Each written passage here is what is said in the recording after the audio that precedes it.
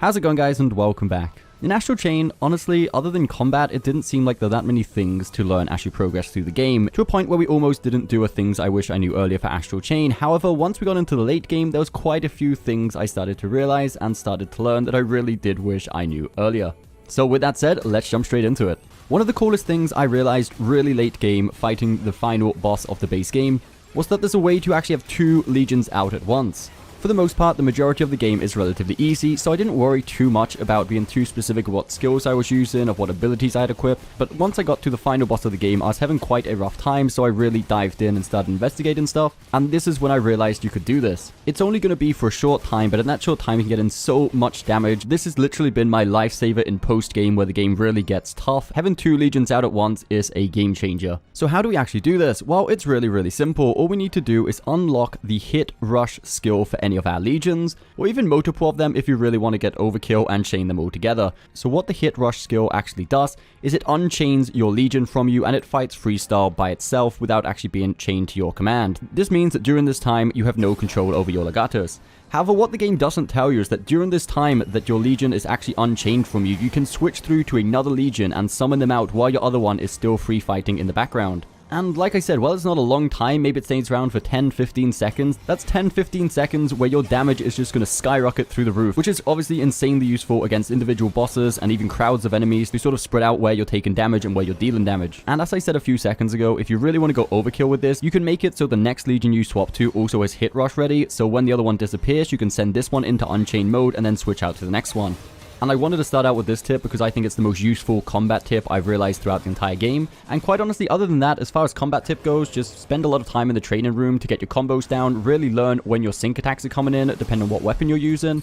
Definitely 100% unlock the auto bind skill also as early as you can. That thing's just insane. I feel like it's really broken, and if this wasn't a single player game, like, that would need to be nerfed. It's one of those things that's just too good for the game. You literally lock the enemy up and it can even trap multiple enemies at once. And with this, even post game comes so much easier.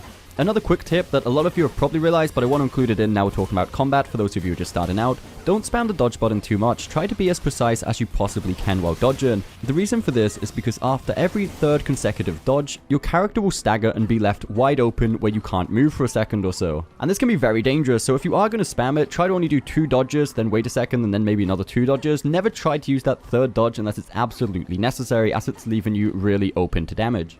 Now, there are a few core mechanical things you can do in this game outside of combat. The first one is more of just a pet peeve of mine, is because the crouch button is the same as the sprint button, so very often when you get to one of the areas where you have to climb under a garage door, for example, you have to like literally stop in front of it and then crouch, then walk forwards. And there's a much faster way of doing this. If you're simply sprinting and then press the attack button, you'll do a slide attack, and this actually counts as a crouch as far as the hitbox is concerned, and you can actually slide underneath these doors. Again, it's a really small thing, but it was just a pet peeve of mine. I thought I would share this.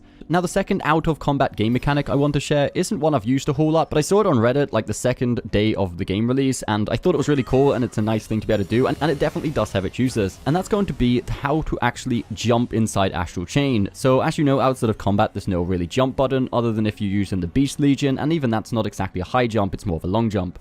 But what we can do with pretty much any of the legions unlocked, however, it works a lot better with the Arrow Legion, the Beast Legion, or the Axe Legion, as they don't have follow-up attacks, and also having the X baton equipped. What we want to do is press backwards on the analog stick and then forwards and attack at the same time. Here our character will do a bit of a flying kick, and at the end of that flying kick animation we want to summon out our legion. This will make it so we do this upwards attack, so we're kind of tricking the game into having a jump mechanic, and it does actually work to get over obstacles and maybe clear certain areas where you usually have to walk a long way around, or even skipping out certain checkpoints. Another thing I massively neglected all the way through the game pretty much, and I didn't even notice it, again until post game is where you're really going to start to notice the small things you're not doing, is the maintenance you can do in your legions back at the HQ. Now, this is really tedious to do because at the end of the game you have 5 legions, and it's kind of a tedious process to do even with one of them. So doing maintenance on your legion every single time after every file on every single legion it's really a pain, and quite honestly, even now I only do it on the main legions I use on a consistent basis and not necessarily on the backup legions. And quite honestly, I don't know if I must have missed it on the tutorials, or maybe the game doesn't even explain what maintenance actually does and why it's necessary to clean the corruption off of our legions. And basically all it is the more corrupt they have, the more purple stuff they have stuck to them, the slower they are and the less often they'll attack in combat.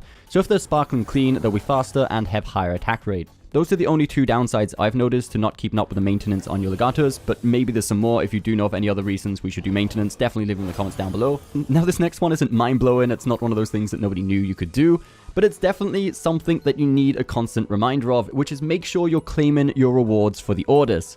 Now, when you're specifically going for an order like a side quest or a mission, normally you're going to jump in afterwards to your order menu and claim the rewards for it. However, there's a lot of orders you automatically complete while just playing through the game without even realizing it, so I'd recommend at least once after each file, go into your orders menu and claim all of the rewards you have stacked up.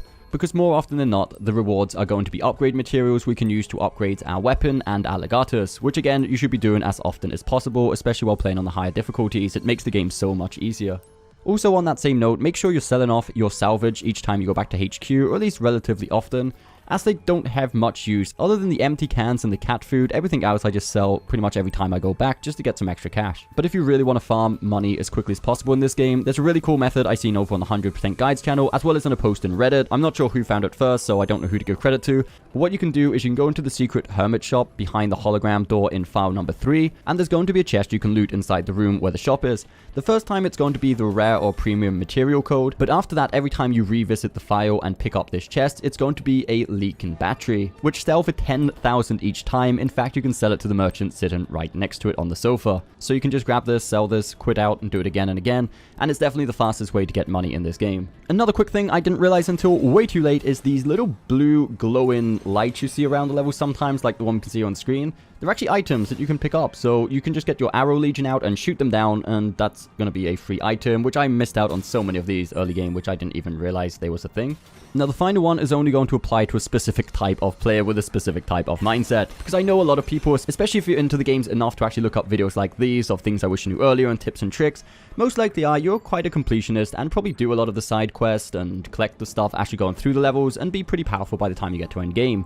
However, there's definitely a lot of people who like playing through the story first and then going back and doing the side quests and stuff afterwards, just to not slow down the story and then just go and clean up the side quests afterwards, which makes sense. And quite honestly, on this game, I was going to play through the story first and then go back just to make it easier for myself to record all the side quests and missions and stuff separately after I'd finished the story and not have to keep cutting out.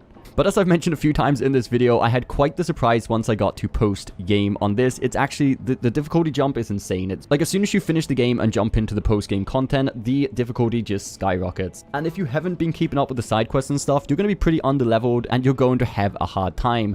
And the problem with this is that if you jump back into the previous missions just to do the side quests and stuff, it's going to be less effective because as you've realized, your rewards get pretty dramatically reduced if you just do a certain part of the side quest and then quit out of the chapter without actually finishing the file. You get a pretty hefty penalty on your rewards. So it's definitely better to clear up as most of these cases, both blue and red, as you can while playing through the level. That way you're going to finish it and get your full reward bonus. Sure, you could just finish the file after going back and doing the cases you was missing, but that's going to get really tedious really quickly for, quite honestly, not much better results than it would have been just to finish them all the first time round. So I'm not saying you need to do every single case in the game and collect everything to make sure you're okay for post-game, but definitely don't neglect too much of the side content in this game. And I believe that is everything I wanted to mention in this video. As usual, if you have any extra tips, tricks, or things you wish you knew earlier, definitely leave them in the comments down below. It's much appreciated, and I hope you did find this video helpful. If you did, don't forget that thumbs up button, subscribe for more content coming very soon, and we'll see you next time.